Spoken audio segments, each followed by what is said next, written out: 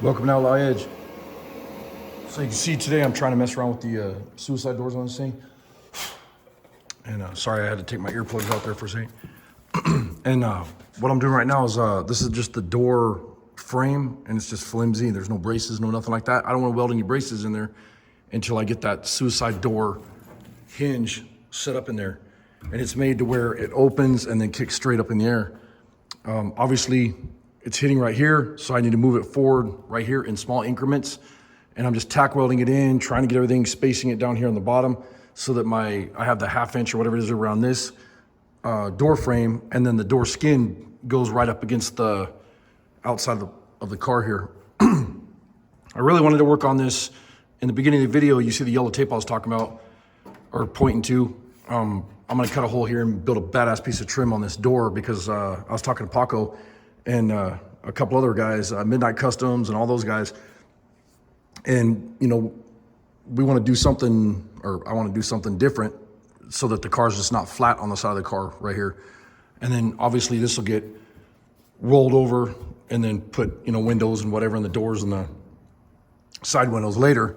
But for now, that's why I braced this so heavily right here, is I knew I was going to put suicide doors and also Lamborghini style door hinges in here, and they're really heavy. They're 5/8 inch thick, and you can see how thick they are here. So they're really heavy, and that's why I don't have the door braced or anything like that. That's gonna get like X brace or, you know, I don't know, up and down brace, something like that. And then obviously the top piece will be built so that it's nice and sturdy and strong. But it's really frustrating, you know, doing stuff like this, but you just gotta take your time and, you know, figure it out. And to me, this is kind of the challenge, is kind of the fun part. I've already set them up on the workbench, made them work. I know how the hinges work and all that stuff. I've installed these before, so it's not a big deal.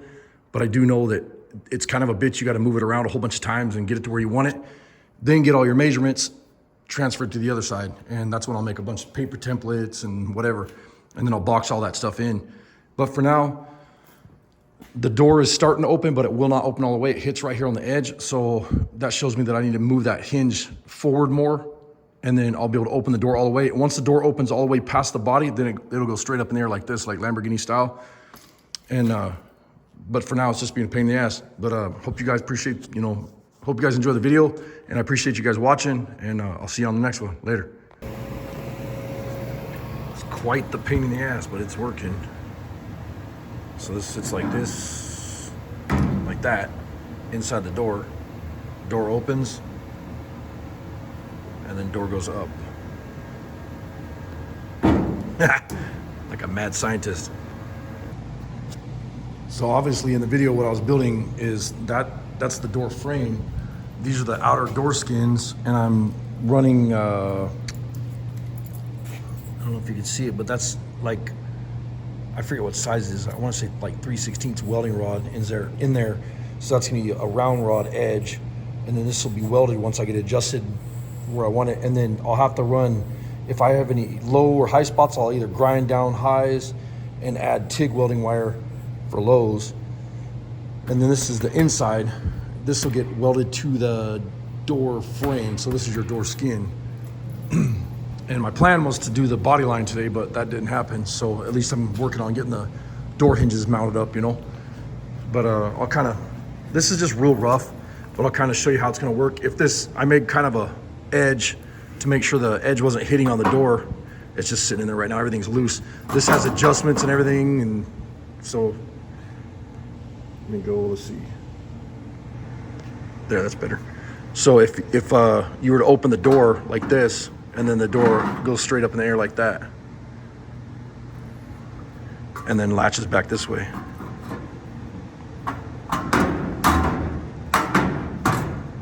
And like I said, this is just mock-up, so everything's real sloppy right now.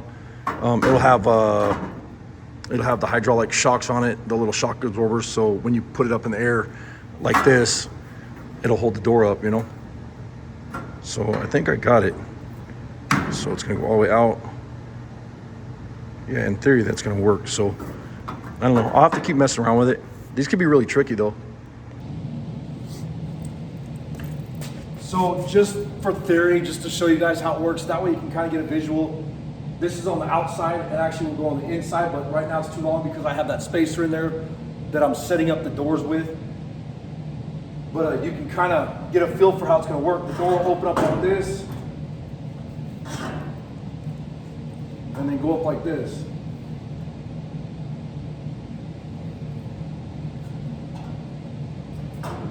And then it'll have a latch up in the front right here, suicide style.